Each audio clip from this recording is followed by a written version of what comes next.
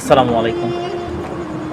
রামিসের ঘটনা দেখে এমন কেউ নাই যে তার বুক কেঁপে ওঠেনি বা তার আফসোস হয়নি বা সে বলেনি যে এটা আসলেই অনেক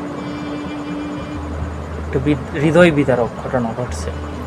এই বিষয় নিয়ে আজকে আমি দেখলাম যে আমাদের প্রধানমন্ত্রী তিনি তার বাসায় গেছেন এবং আশ্বস্ত করছেন যে 24 ঘন্টার মধ্যে চার্জশিট দিবে। এটা খুবই ভালো। এটা সাপোর্ট করি যে এটাই হোক।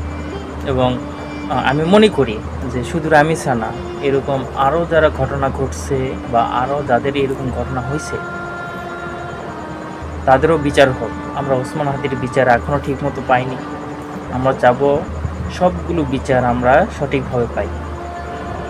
ঠিক আছে, আমরা মনে করি যে আমাদের নাগরিকত্ব বা স্বাধীনতা, আমাদের যে সার্বভৌমত্ব দেশের আছে, এটার উপর বিবেচনা করে আমরা যেন সামনেতে রামিসার মতো ঘটনা না ঘটে,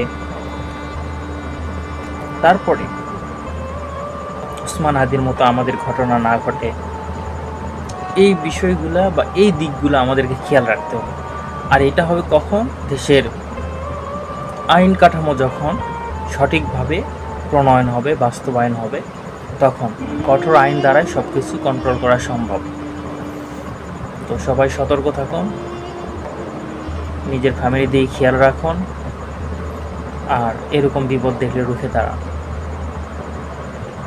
সবাইকে আল্লাহ হেদায়েত দান করুন। আমিন।